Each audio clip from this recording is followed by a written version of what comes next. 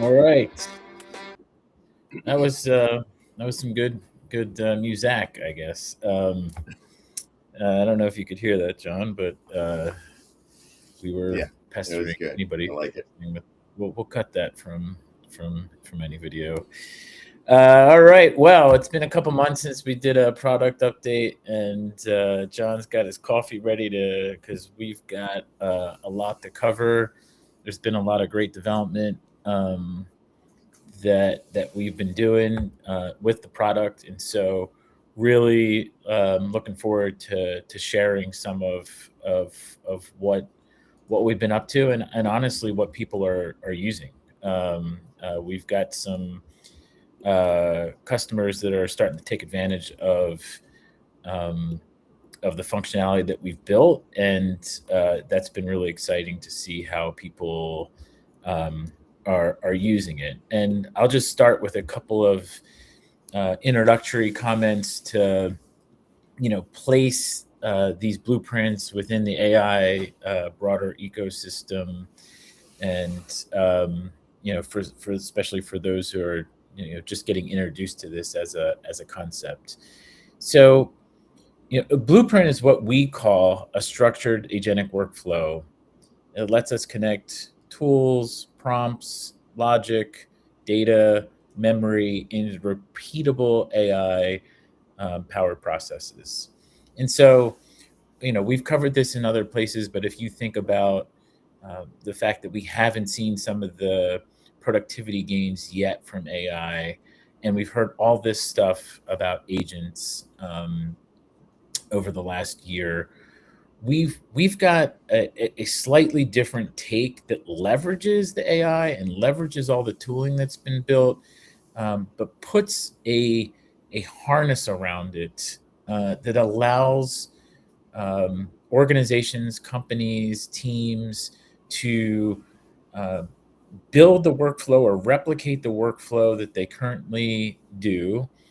Look for the opportunities for AI and agents to take pieces of that workflow, connect that workflow to the relevant business systems, and ultimately have a workflow that is governed, that you've got visibility into what's happening, that you can use the right model for the right task. This is becoming increasingly important as it relates to cost, as we see the cost of running an agent potentially being quite high, especially if you've got a repeatable process that you've got to run multiple times a day. That those processes really do. You don't want a very sophisticated model doing a really simple task, and so there's the ability to select that right model for the right task is really important. Um, and and ultimately auditable, because you have that visibility, because it's governed. Uh, the audit is helpful in sort of highly regulated industries, but it's also helpful to figure out what's working and what's not.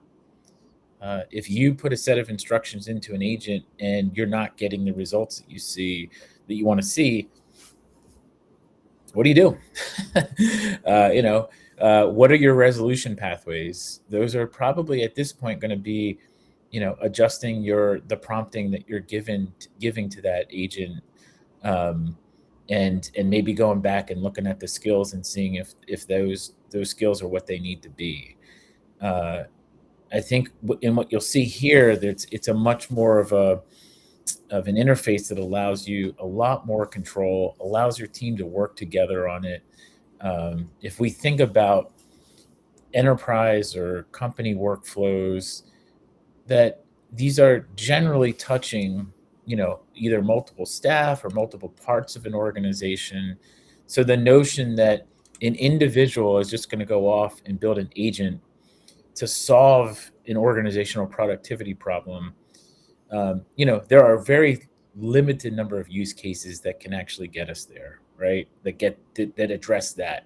Most of the use cases we're talking about enterprise workflows, we're really talking about multiple systems, multiple parts of the organization, um, and really it's generally a team that's delivering on a workflow either within a department or across departments, right? And so we're we're giving folks sort of the the harness and the tooling to be able to build those workflows as a team, discover what's working, what's not. Again, assigning the right model to the right task. And so that's what you're going to see here today with blueprints. In the past, we've covered off on, and we'll do a little bit today on knowledge bases, which we're leveraging for long-term memory in terms of agents.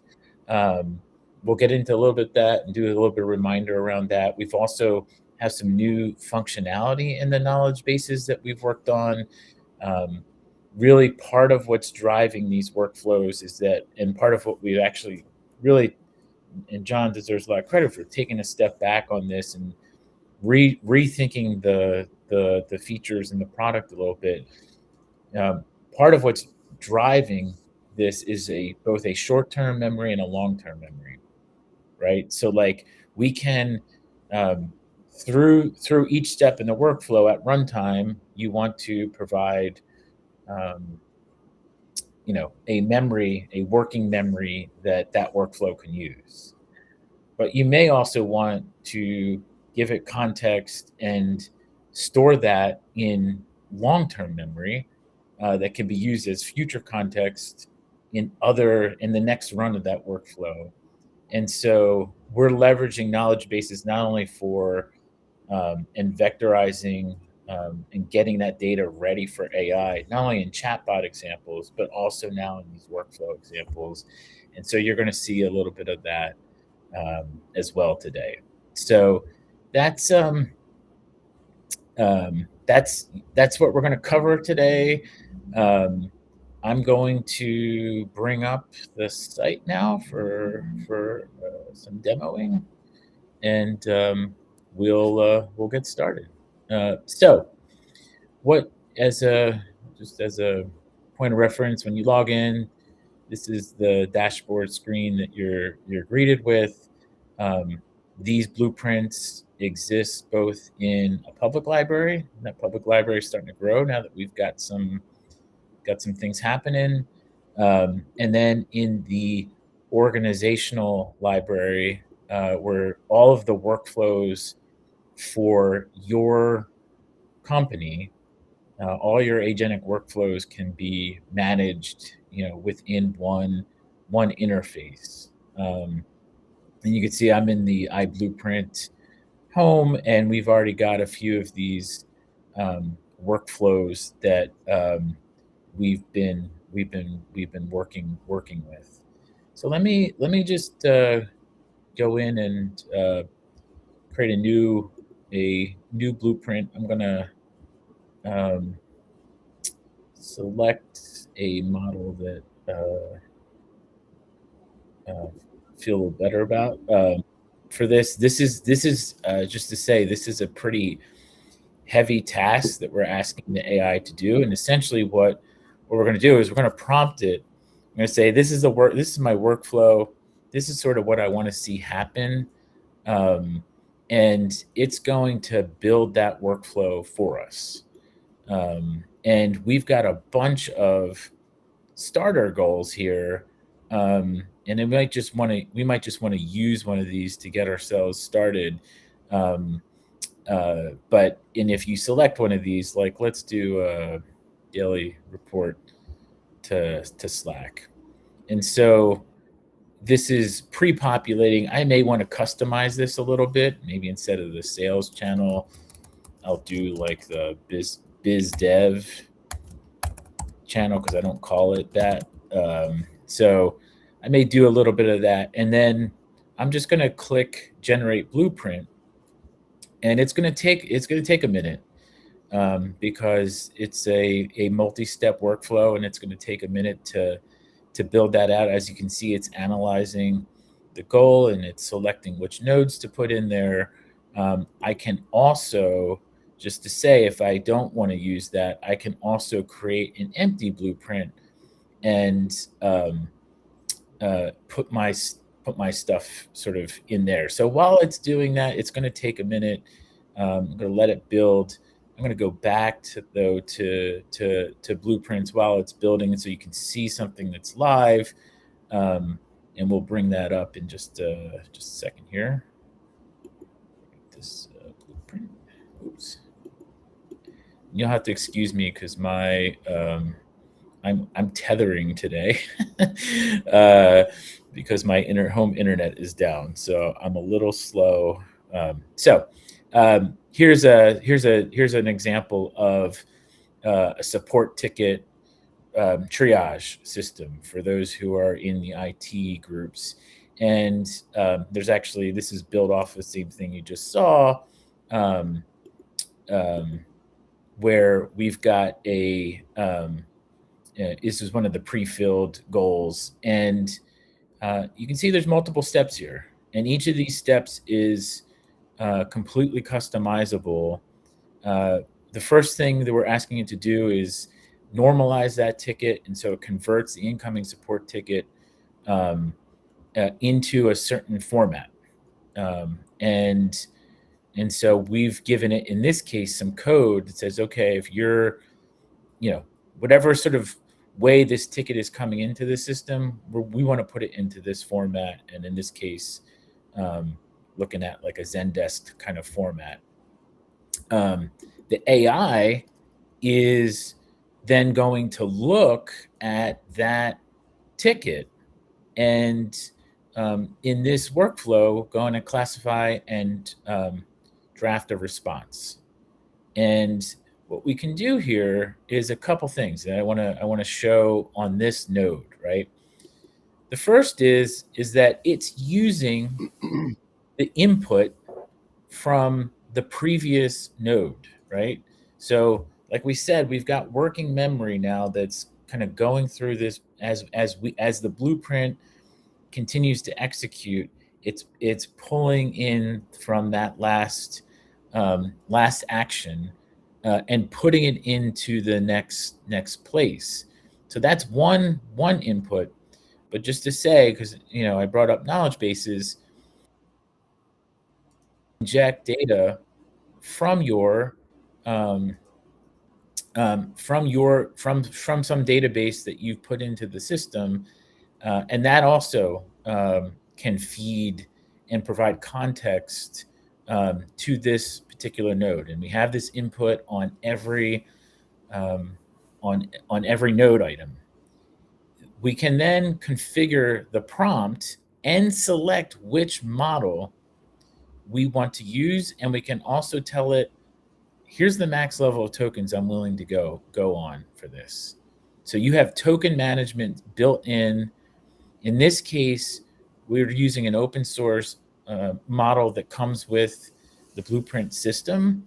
But like I showed you previously, we've got some platform models. I've also built some OR connections. I have some other connections in here that I've added from certain clients. So we can add any model in to do this piece of the work. And in this case, because it's relatively simple, we're going to use a nano model.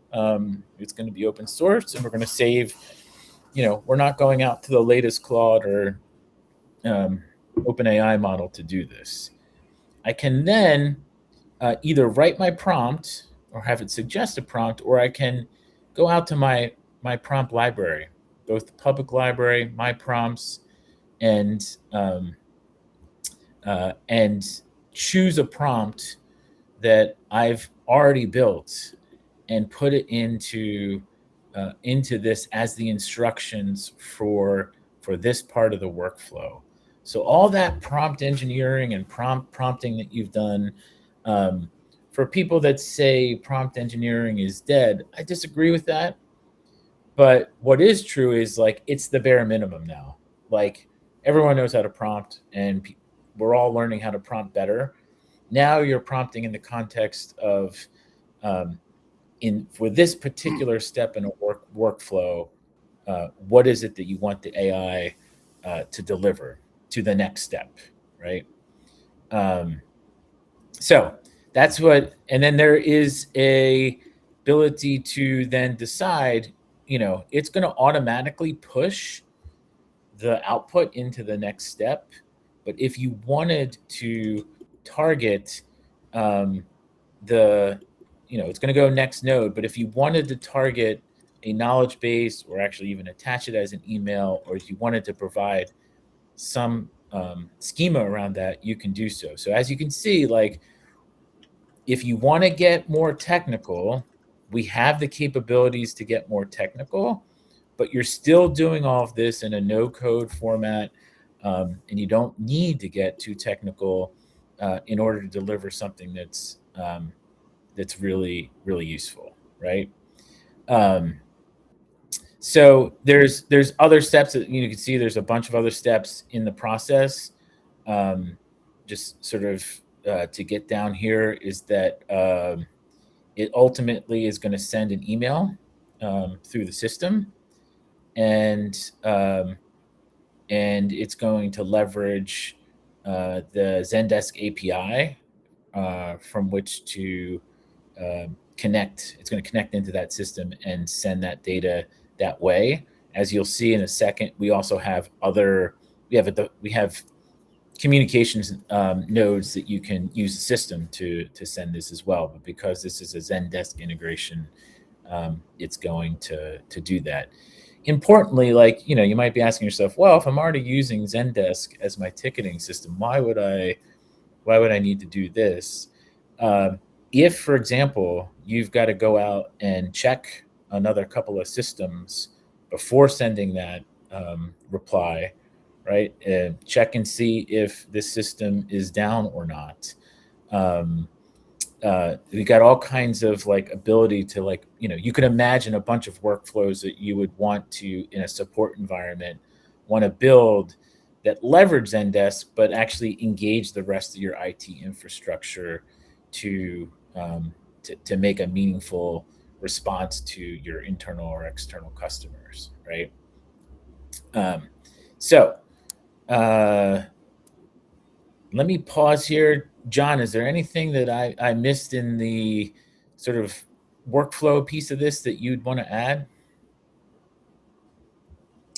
Yeah, I mean, I think one of the other things is, I mean, this is like the great part about this is that it merges the structure with the unstructured, right? It tries to strike that balance between having the ability to build the structure in it that gives it better outcomes and gives it better information, and which you kind of alluded to along the way.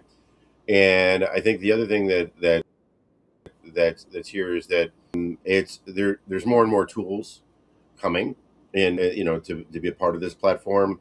And so there's a lot of different types of nodes, and those structured types of nodes are really starting to become an integral part of how you can structure a blueprint to do that. And ultimately, I think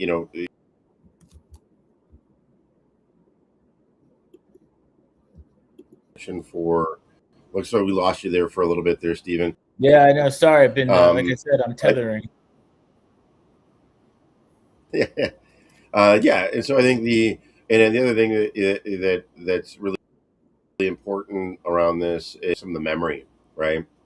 The ability to have short-term and long-term memory within your blueprint, so that and again, you touched on it with the input as a file term memory storage area, which is through knowledge bases. But there's also a short-term memory mechanism to say, hey, I just during this run, just store a little bit of data for me during this run, and we'll be good. So so the power of the blueprints really becomes a lot of different layers. Yeah, totally, John. Thanks for stressing some of those. Man, there's still so much to show about blueprints. There's so much here. Let me do a few more things here. Um, and you know, so this was built by the AI. It sort of put these steps in. You can go in and customize all these steps. If it's missing a step, um, we've got a bunch of functionality in the node types, and just a couple things to highlight here. One is you're connecting into and pushing into systems via API if you'd like, or MCP. So the connectivity between your business systems in a secure way can happen, and we've got these um, two ways to do that that are here. If you are a little bit more technical and want to build a function, um, you can do that. You want to we have got some markers down here. We're not quite done sort of the agent tool piece of the work, but when we are, which in the next couple of months, you'll be able to insert an agent in here to do a certain task, or call upon an agent tool. Say, okay, I want this part of the work. Um, there's this specific agent with this specific skill. We're going to put that in there to do that part of the work. Again, we assume that work is going to be some combination of humans and AI together, and so the ability to orchestrate that work together is here in a blueprint. Importantly, there are going to be places again where humans need to participate, or will be an important part of different parts of the workflow. That could be input, that could be a checkpoint, that could be an approval. So we call those things out as human in a loop with AI, that you can sort of put that step in there in a very intentional way, right? In a very intentional way. Um, this, for example, on notifications is going to allow us to either email or SMS or Slack. We can push something to a website. And then if we want to specifically call out certain AI capabilities in a specific node type or specific step in the process, we can add those as well. And then leveraging data, in addition to using the knowledge base, um, we may want, in fact, to either build something or push or pull from something. So, for example, let's say we have a use case where it's going out and doing some research, coming back, doing some validation with a human, and then that creates a document to then share via email. And so uh, uh, that's um, that's in part what some of these node types will enable.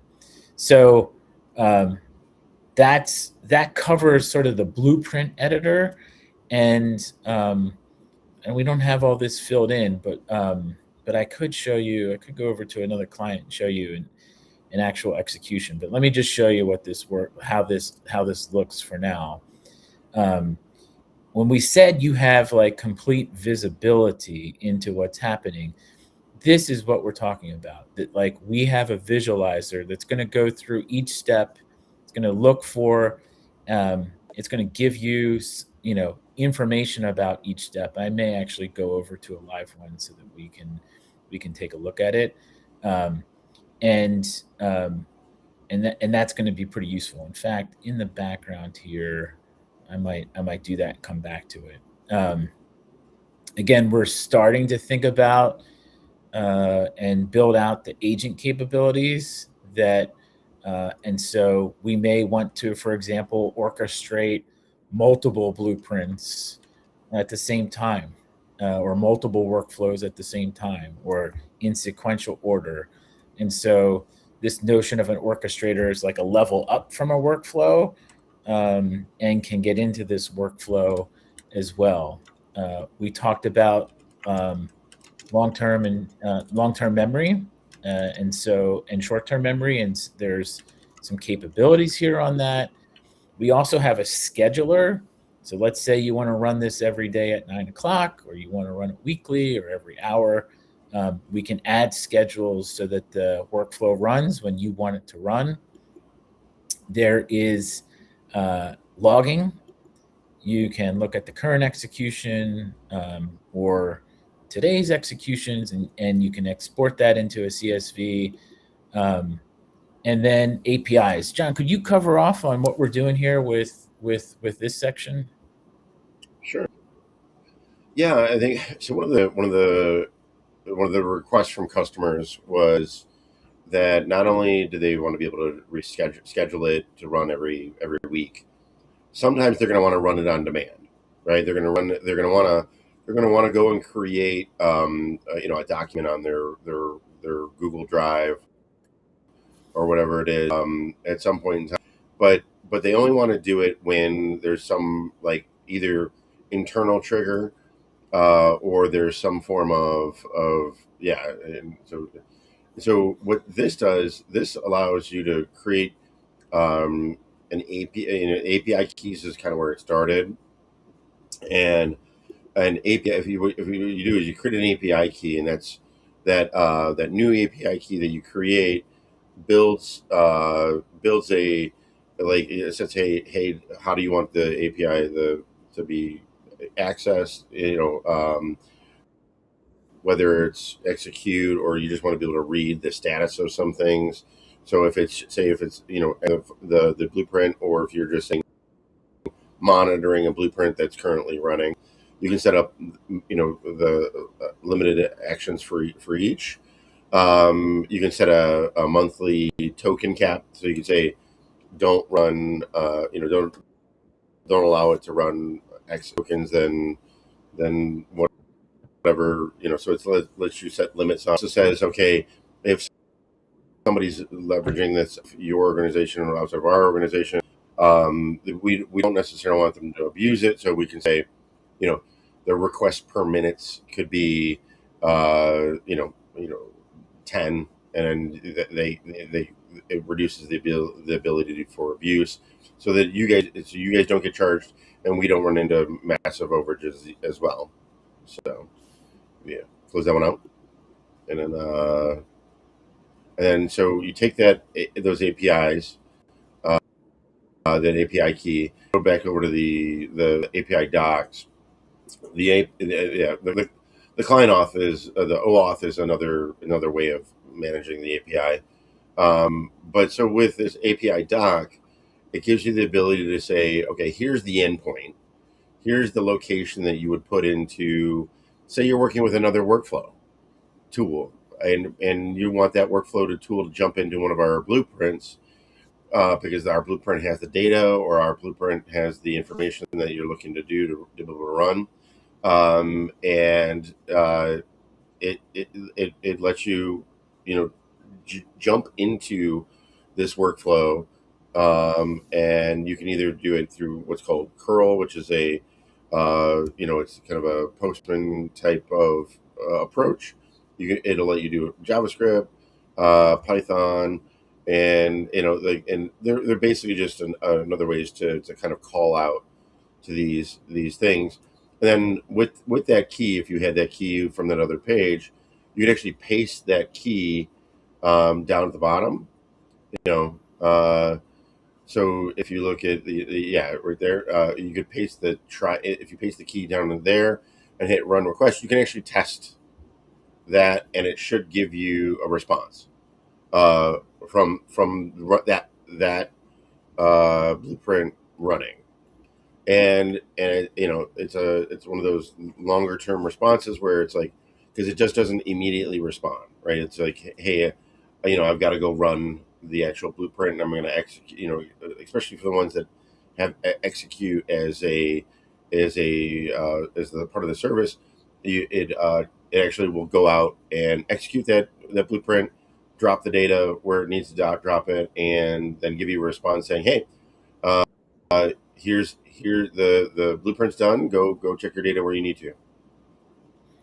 Yeah. So we have a scheduler if you want to do it within the system, but if you're a little bit more technical and you actually wanted to leverage the blueprint essentially, or this workflow builder as part of your infrastructure, John's provided here with this API piece a way to like fire off the blueprint from as a coming from a signal coming from your systems, right?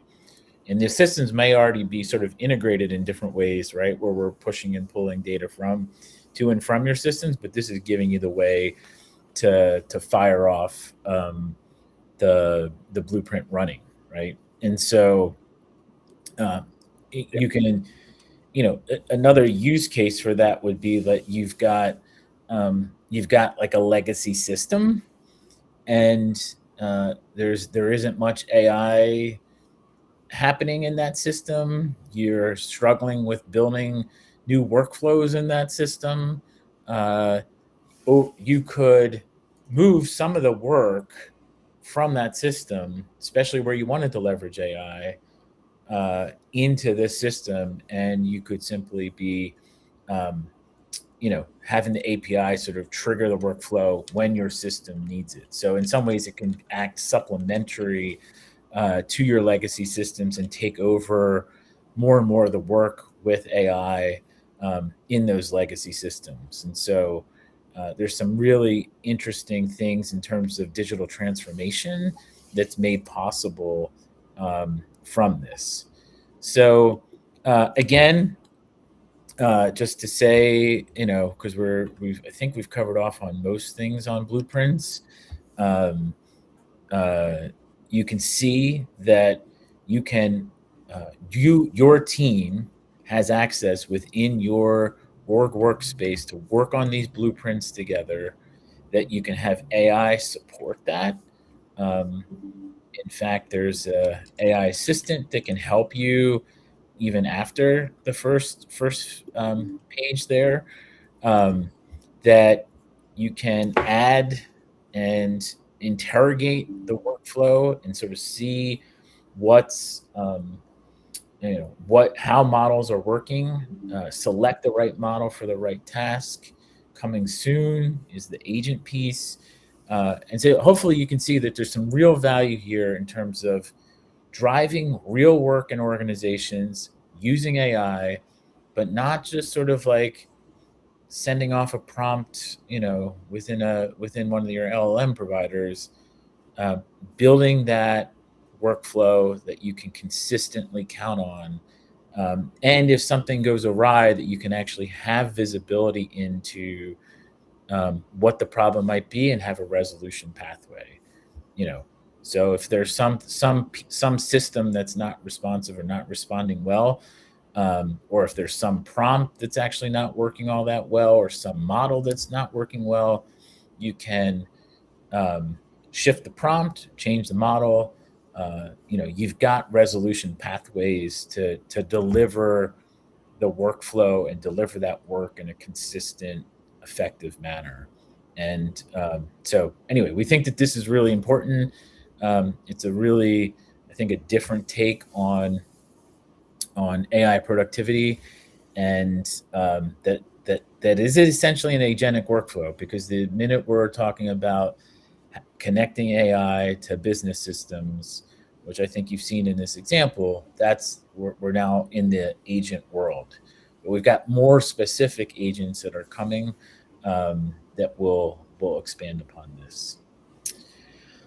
All right, we just have a few more minutes. I think the other thing we wanted to cover off on is knowledge bases, and some of the new functionality that's been built in that.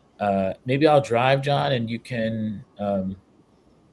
uh, we can sort of go through what's there. Sure, sure. So one of the things that we've added, it was the ability to go and spider a website. I think that that was one of the big additions in recent kind of in the recent tooling.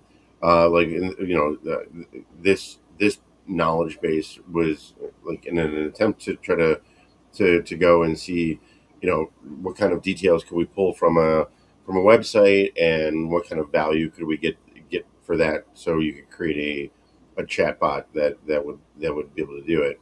And so what's nice about this is it gives you the ability to say, okay, here's the content, here's the source, here's what happened.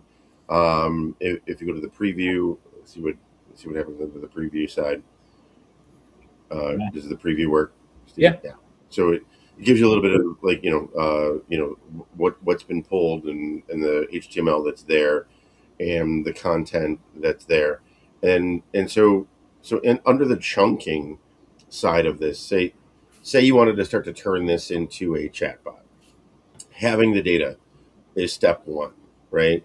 And so what you have to do with the data for AI, what you have to do with the data is kind of you want to shrink it down into usable kind of pieces of information, and shrinking it down into usable pieces of information is called chunking. Uh, and that chunking is a way of separating pieces of information, so you're not searching through. When you do the search, it returns just the information around the context. And so we have built something that has a lot of capabilities around analyzing and tuning your chunking, right?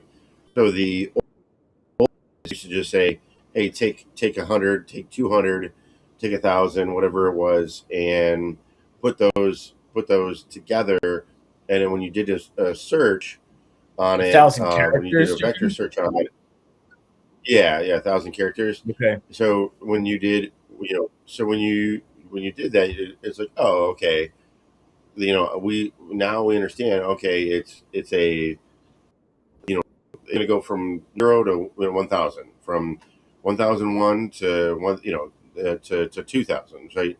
And so it just keeps on pulling those chunks in, but those aren't necessarily context aware, right? So we created something called AI chunking, and AI chunking lets you take that data, that raw data, and let AI determine how you want it chunked, right? And if you open up the edit chunking prompts, like it kind of shows the process, which we say you're an expert document analysis, right? So what it's going to do is it's going to the AI, whichever AI you select, is going to go and try to put context around the data that it's going to try to chunk. And so that's actually an important piece, because now your chatbot isn't just going to pull the first 1,000 and think everything is related to the user's query. It's going to pull what it thinks. It's going to pull what the AI thinks has the most context around it for chunking from an analysis standpoint. So there's Yeah. so Could I AI give could I chunking, give an and example, then you John? basically just sure, go ahead. Could I, so like I don't have it up right now because it's on a client site, but just as an example, we had a pretty big question and answer, expected question and answer document for a chatbot, right? And what we the original chunking we did was like, I think we set it at 250, right? So 250 characters, next chunk, next chunk, next chunk. What that did was actually split up questions and answers. Um, and so some of the and then we were using that in a chatbot um, as a knowledge source, as a knowledge base, to say, if you get this kind of question, here's the right answer, right? But the chunking was splitting it up, and so some of those questions were not being answered as well as they could have been. When we ran the AI chunking, the AI said, okay, well, you got questions and answers. So I'm going to put the question and answer pairs together, no matter how many characters there are. Some is going to be 100 characters, some are going to be 800 characters, but I'm going to put those questions and answers together. And all of a sudden now, when the chatbot gets a question in, the RAG system that we built actually can target and search for the right question and the full answer and put that into the response. And so just to say that it's been immensely useful to have this AI chunking. It was a great idea from John, to put in, and it's giving you, the user, if you want to get deeper into the, yes, can you just sort of throw documents in and create a knowledge base and then quickly spin up a chatbot? Yes, you can. But for like the more experienced or more advanced users, you can get in and actually have a lot more control over what's happening. Yeah.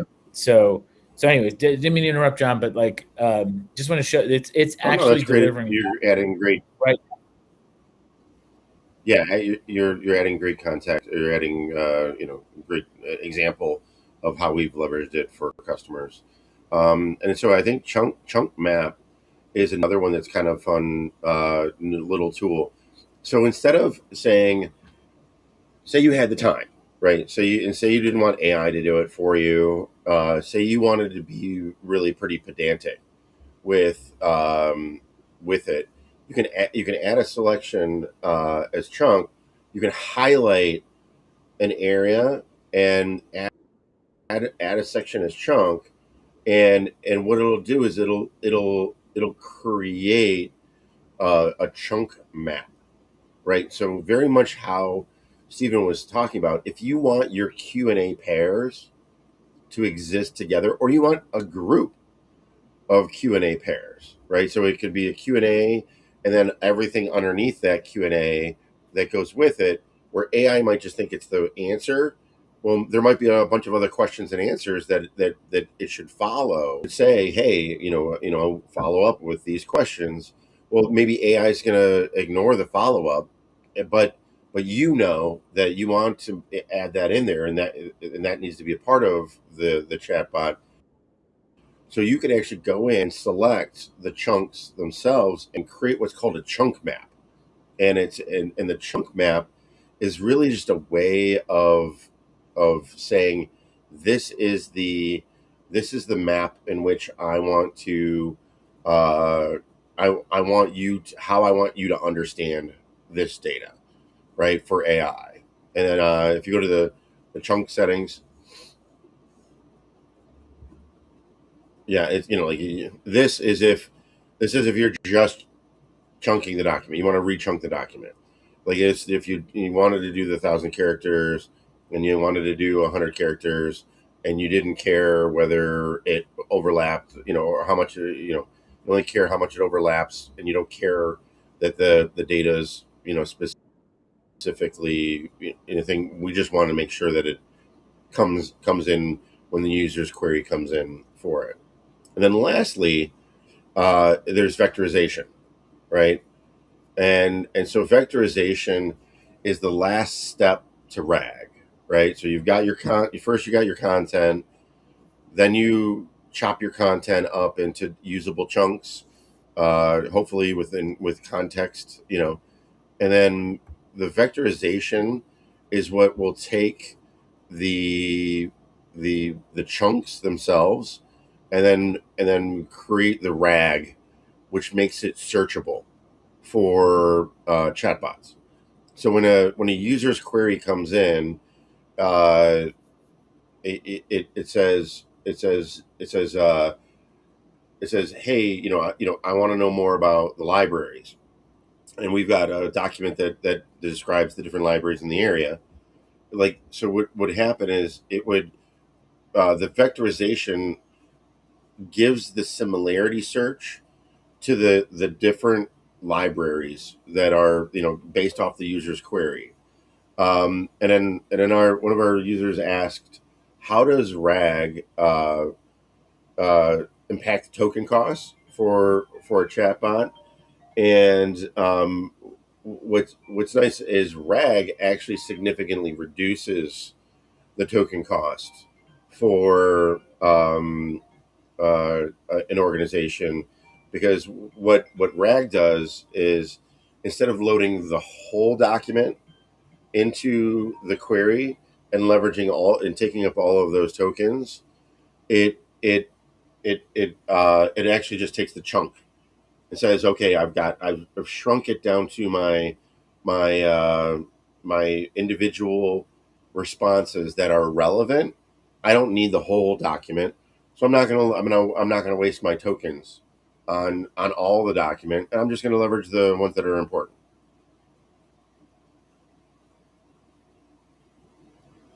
So, and what Steven's showing here is, how we can pull that together.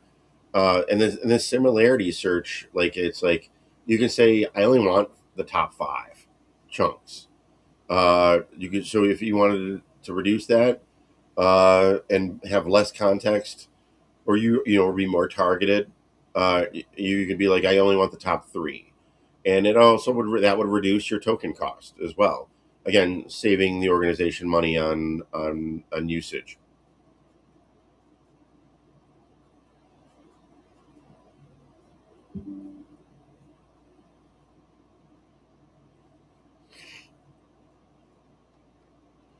Steven, are you back here? Yeah, we've covered quite a bit today. Thanks, John, for going over like those RAG improvements. Again, we're, we weren't thinking about building chatbots. We were really thinking more about the blueprint stuff, but we did take a bit of a product detour to do chatbots and to do it really, really well. I'm not aware of too many other systems that give you the kind of control that we just showed you over your data, and how to make it more performative in a chatbot scenario. Obviously, that's going to spill over because we're now using knowledge bases and blueprints as well. But um, there are levers in our chatbot builder and knowledge base systems that allow you to, to really, when you have that issue where the chatbot's not performing as well as it could, to like drive better performance. And I think in the few implementations that we're currently doing, we see it, like the sort of accuracy rate day 1, could be fairly low. The accuracy rate, day 15, because we've done some of those improvements. We've made adjustments to the system prompt. We've also improved the chunking. We've improved sort of this, we've improved the similarity search. We've decided how many chunks are going to go through. Um, those all drive a more effective chatbot product. And so we're seeing. Yeah, and I think one of the things is the similarity search. It isn't. I mean, it isn't currently available, but that it's on the roadmap for blueprints, so that when you're in a step in a blueprint, instead of loading the whole document and having the whole document being analyzed, you can actually do a similarity search based off of a search, a query, and then have just the documents that are necessary pulled into the blueprint. It looks like Stephen may be still having some internet issues. He's back, and hopefully we're we're back online with Stephen. And so what I was telling everybody about was that the ability to bring those similarity searches into the blueprints would also allow you to reduce your document, your token usage, leveraging similarity searches and chunked documents within a blueprint. Yeah. Right. Yeah. So you could actually just it's the same RAG process, just exposed. Totally. Right. So it's no longer a secret. It's actually there for the consumer. That's right. That's right. All right. Well, we're gonna close down. It's been hopefully it's been a useful period of time. We're gonna chunk out some of the pieces of the video here to share on social. But we've covered what blueprints are, and how what we're doing really helps drive productivity around workflows. We've covered things like short-term, long-term memory, the auditability, the governance, the cost containment that we can put into these workflows. Super important. We encourage you to jump in, try them out, let us know how things are working. And really, like, I think we've unlocked something here around AI actually driving productivity, and actually being able to collaborate and actually being able to govern what's happening in a consistent way with this harness of a blueprint. And so really looking forward to expanding on this and hearing from you. Thanks, John, for all for the presentation today and all you've been doing on this. And yeah, we'll see you out there on the platform.